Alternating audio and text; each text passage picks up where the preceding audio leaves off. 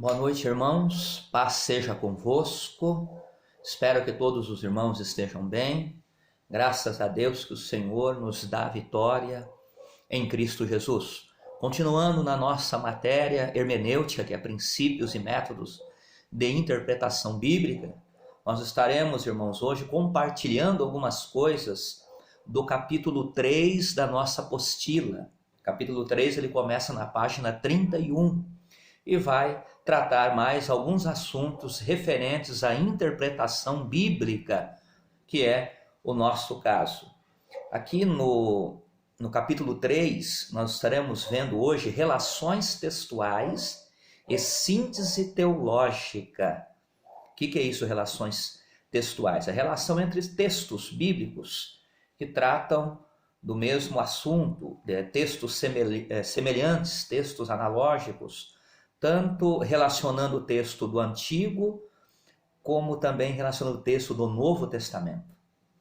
Aqui no tópico 1, na página 31, nós vemos aqui relações intratextuais. A relação intratextual é como chamamos correspondência existente entre o conteúdo da perícope. Lembra da perícope que nós vimos na lição anterior? Aquele texto lá do Evangelho de João, no capítulo 4, que fala sobre adoração em espírito e em verdade. Retornando um pouquinho lá, a nossa perícope é o Evangelho de João, do capítulo 4, dos versículos 22 e 24. Então, essa é uma perícope que trata sobre adoração. Então, a relação intratextual é o que chamamos a correspondência existente entre o conteúdo da perícope e o conteúdo restante do livro em que a mesma está inserida. Antes, tem algo importante aqui para todos nós quando vamos interpretar uma passagem bíblica ou procurar o sentido literal do texto ou procurar entender o que o autor original quis transmitir aos seus leitores. Antes de se tentar buscar o sentido do texto bíblico, seja qual for ele, é preciso identificar o texto do livro. No caso aqui, na nossa perícope no Evangelho de João, qual é o sentido do livro? Qual é o propósito do Evangelho de João? Para quem ele foi escrito? Qual era o seu objetivo? Qual o propósito do Evangelho? O que o apóstolo João, o escritor do livro, tinha em mente, o que ele queria passar para os seus leitores. Isso é fundamental nós entendermos, e para isso, hoje nós temos os comentários bíblias de estudo, introdução a todos os livros da Bíblia, dicionários bíblicos. Então é fundamental que façamos uso das ferramentas que nos auxiliem na interpretação bíblica. Continuando aqui, na nossa matéria, aqui na apostila, na página 32, diz assim: em termos gerais, o Evangelho de João é um tratado teológico cujo propósito é fazer com que os homens creiam que Jesus é o Cristo. O apóstolo João deixa isso bem claro.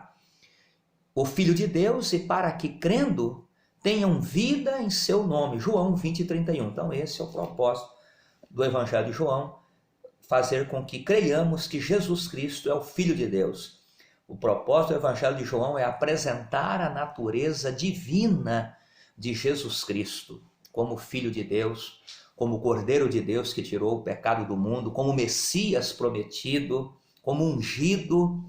Ele é o Deus Todo-Poderoso. Continuando aqui na página 32, diz assim: o sentido comum das narrativas relacionadas é a do desapreço às instituições da religião judaica. Uma releitura dessas narrativas permite-nos inferir ou deduzir ou sugerir que em João 4:38 a ideia é a de que a Torá, a lei de Moisés, é água. mas não é a água da vida eterna. Para Dodge, que é um teólogo um comentarista bíblico, a Torá foi dada por Moisés, a lei, e a graça e a verdade vieram por Jesus Cristo.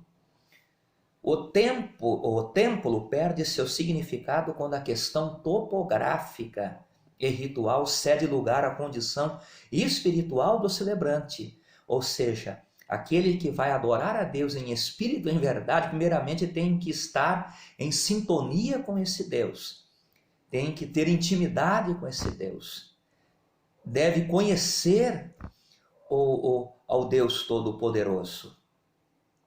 Então é fundamental, antes de procurarmos adorar a Deus em espírito e em verdade, nós temos que primeiro sermos conhecidos de Deus, sermos filhos de Deus, sermos convertidos ao Senhor.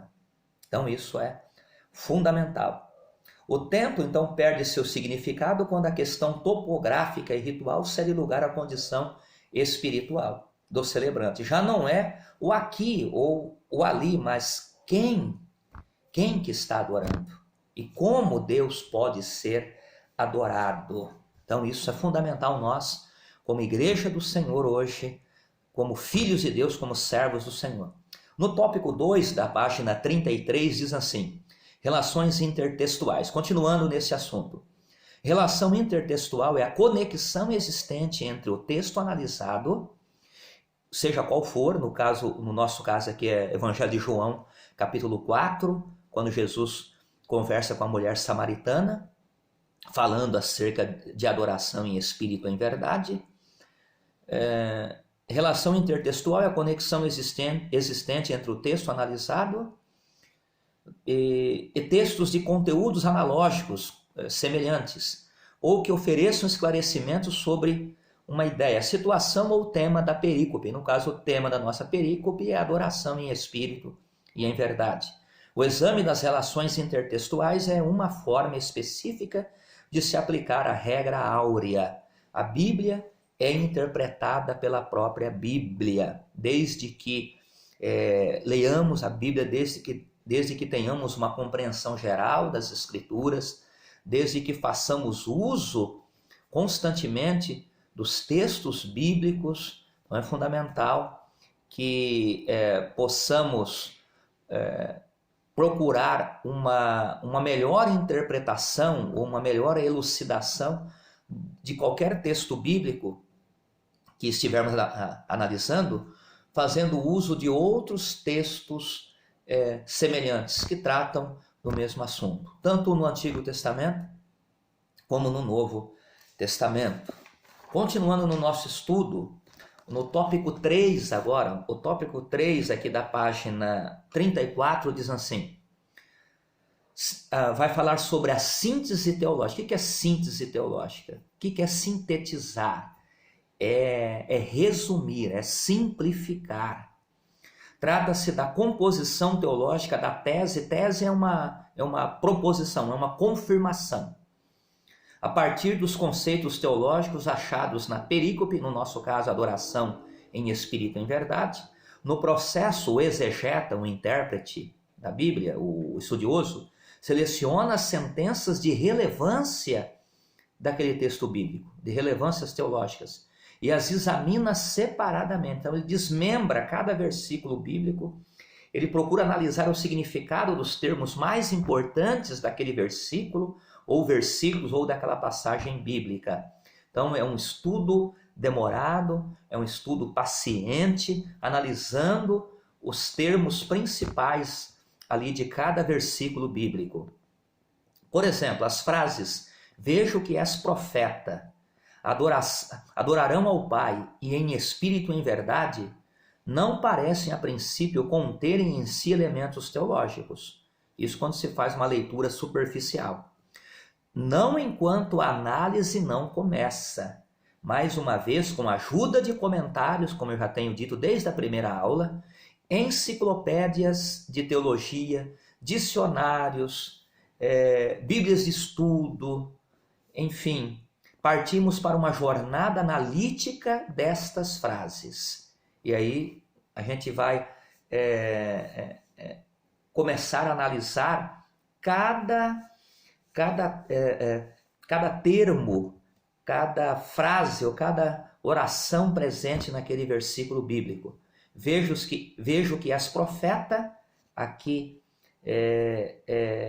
faz-se um estudo separado. Ó. A frase, vejo que és profeta, atesta o poder do Logos. O que é isso? Jesus é o verbo. Jesus, no princípio era o verbo estava com Deus e o verbo era Deus. Jesus é a palavra revelada. Depois, em espírito e em verdade, é o mesmo que adorar na condição de filho. Primeiramente, temos que ser cheios do Espírito Santo, receber o Espírito de Deus. O Espírito Santo, primeiramente, tem que fazer morada em nós, para que possamos adorar a Deus em espírito. E em verdade, aqui está envolvido conforme Cristo, que é o caminho, a verdade e a vida. O que é adoração em verdade? Um conhecimento da palavra. Conhecereis a verdade e a verdade vos libertará. A palavra de Deus é a verdade, com a revelação bíblica.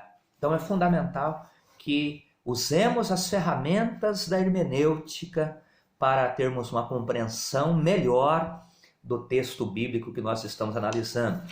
Quero também deixar para os irmãos aqui que na página 36 há o resumo do capítulo 3, que pelo resumo do capítulo 3 você responde as questões da autoatividade aqui na página 37. Deus abençoe os irmãos, fiquem na paz de Cristo, até a próxima aula, que será o capítulo 4, nós estaremos comentando sobre análise histórica e geográfica. Deus abençoe, fiquem na paz de Cristo.